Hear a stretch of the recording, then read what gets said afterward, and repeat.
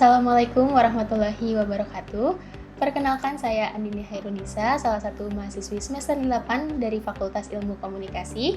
Saat ini saya sudah bersama Ibu Dr. Nuryati Samatan yang akan menjelaskan tentang implementasi nilai-nilai kearifan lokal dalam membangun suku bangsa Banggai melalui feasibility study di suku Banggai. Boleh Ibu mungkin perkenalan diri terlebih dahulu? Ya, terima kasih.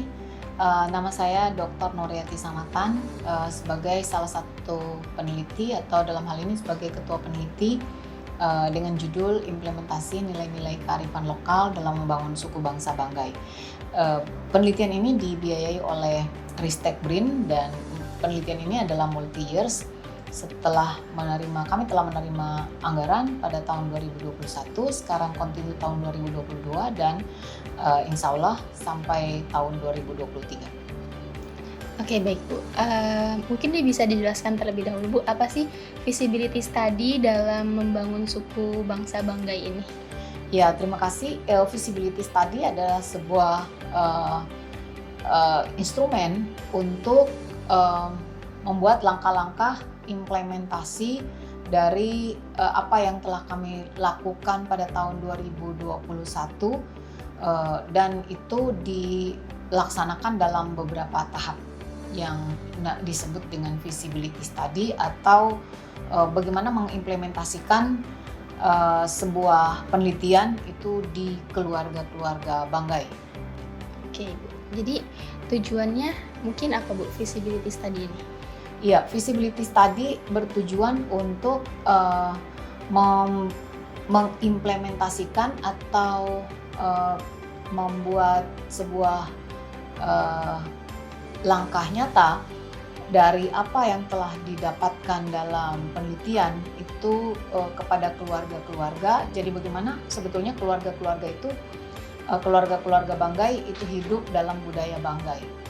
Jadi bagaimana mereka bersikap, bagaimana mereka berhubungan dengan orang lain, bagaimana keramah tamahan, dan juga yang penting itu bagaimana tentang worship, penyembahan kepada Allah Subhanahu wa Ta'ala yang dikenalkan melalui nilai-nilai kearifan lokalnya. Oke, kemudian tahap-tahap feasibility study ini seperti apa Bu? Ya, terima kasih. Tahap-tahap feasibility study sebetulnya tahapan ini adalah kelanjutan dari penelitian tahun 2021 di mana hasil dari FGD, observasi lapangan, wawancara itu kemudian dibuat akumulasi dan kemudian kami kemudian membuat instrumen yang pertama adalah kuesioner, kemudian yang kedua itu adalah handout, kemudian ada juga PowerPoint untuk penjelasan, kemudian ada isian, dan kemudian yang ketiga adalah post test. Itu tahap-tahapan dari dan instrumen dari feasibility study tersebut. Oke, kalau yang melakukan feasibility study ini tuh siapa Bu? Ya, tentunya yang melakukan itu adalah peneliti dan kemudian yang menjadi relawan itu adalah masyarakat lokal, dalam hal ini adalah suku bangsa Banggai. Nah, suku bangsa Banggai sendiri, jadi bedanya dengan suku bangsa Saluan dan Balantak. Kalau suku bangsa Saluan dan Balantak yang berpartisipasi dalam pengasuhan itu adalah ibu-ibunya atau para istri. Kemudian untuk suku bangsa Banggai yang banyak berpartisipasi jadi dari 6 orang itu 5 diantaranya adalah bapak dan hanya satu ibu-ibu. Jadi beda dengan suku Saluan dan Balantak yang seluruhnya adalah ibu-ibu, sementara kalau untuk suku bangsa Banggai seluruhnya atau hampir seluruhnya atau 80% itu adalah bapak-bapak. Artinya pengasuhan dan tanggung jawab dari pengasuhan itu adalah berada di pundak bapak. Gitu ya. Baik Bu, kalau untuk tadi Ibu bilang ini relawan ya, dalam penelitian Ibu. Ada nggak Bu syarat-syarat untuk menjadi relawan tersebut? Ya, syarat tentunya ada ya. Syarat untuk menjadi relawan dalam feasibility study itu berdasarkan buku ajar yang akan diimplementasikan, jadi harus orang tersebut atau keluarga tersebut harus memiliki anak dari jenjang SD, SMP, dan SMA. Boleh 1, boleh 2, jenjangnya boleh 3, yang jelas tidak boleh tidak ada. Jadi harus punya anak dengan usia SD atau SMP atau SMA dan sederajat. Itu baru bisa mix dengan nanti buku ajar yang akan diimplementasikan. Kalau prosesnya Bu bisa dijelaskan mungkin tahapan-tahapannya gimana prosesnya, proses pelatihan visibility study ini. Iya, terima kasih. Untuk implementasi dari visibility study tentunya ada tahapan-tahapannya. Jadi yang pertama itu adalah kami membuat instrumen yang lengkap. Kemudian yang kedua memilih keluarga-keluarga yang representatif untuk dijadikan sebagai relawan, atau ada yang mengajukan sebagai relawan dan ada yang dipilih. Yang ketiga, mereka memiliki anak usia SD atau SMP atau SMA.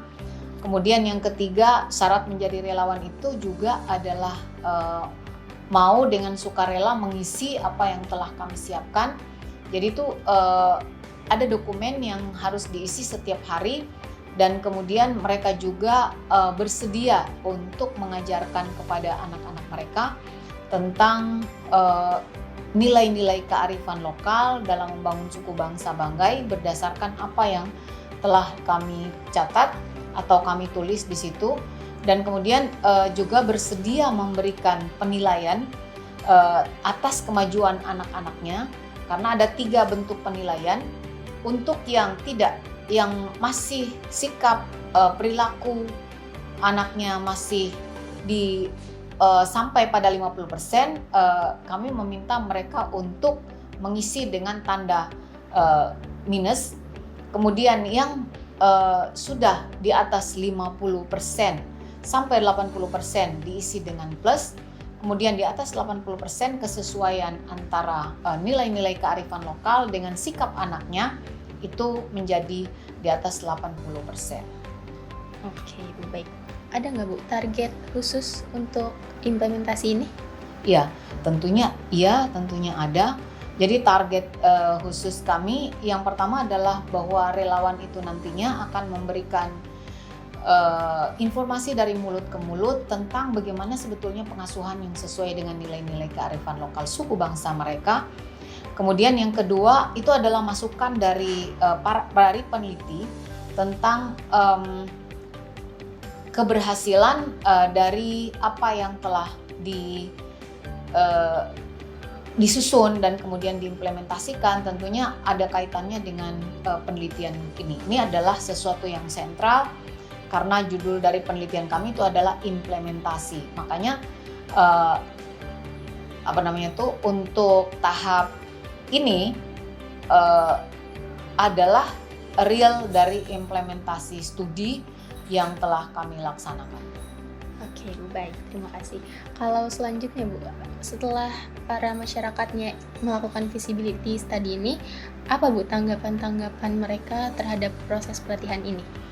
Ya, jadi yang pertama mereka sebetulnya sangat antusias dengan apa yang telah kami laksanakan.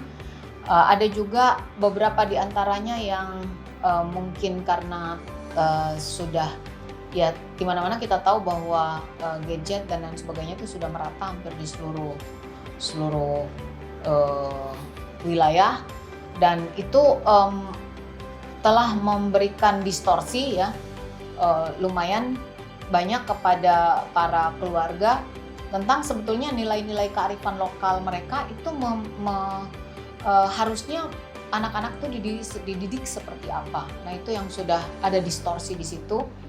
Dan mudah-mudahan dengan adanya pelatihan ini tentunya mereka kembali kepada nilai-nilai kearifan lokal dalam mendidik dan membesarkan putra-putri mereka. Oke, terakhir nih Bu, mungkin harapannya apa Bu terhadap proses pelatihan visibility study ini? Iya, harapan kami adalah bahwa insya Allah kalau ini berhasil, ini adalah gambaran tentang keberhasilan kami untuk implementasi buku ajar nantinya ke depan kepada keluarga-keluarga, dalam hal ini adalah anak-anak langsung di sekolah, dan itu adalah sosialisasi yang cukup masif untuk bagaimana memberikan pengajaran tentang mereka hidup dalam suku bangsa mereka dan nilai-nilai kearifan lokal mereka. Dan ini adalah untuk pertama kalinya ada sebuah studi, dan implementasi dari studi itu dilakukan secara real untuk membuat cetak biru dari suku bangsa Banggai, dan kemudian mengajarkannya itu di sekolah-sekolah dari semua jenjang pendidikan SD, SMP, dan SMA. Baik Ibu, terima kasih atas waktunya telah berbagi cerita bersama saya. Baik, demikian wawancara kali ini bersama Ibu Dr. Nuryati Samatan. Kurang lebihnya mohon maaf. Wassalamualaikum warahmatullahi wabarakatuh. Waalaikumsalam warahmatullahi wabarakatuh.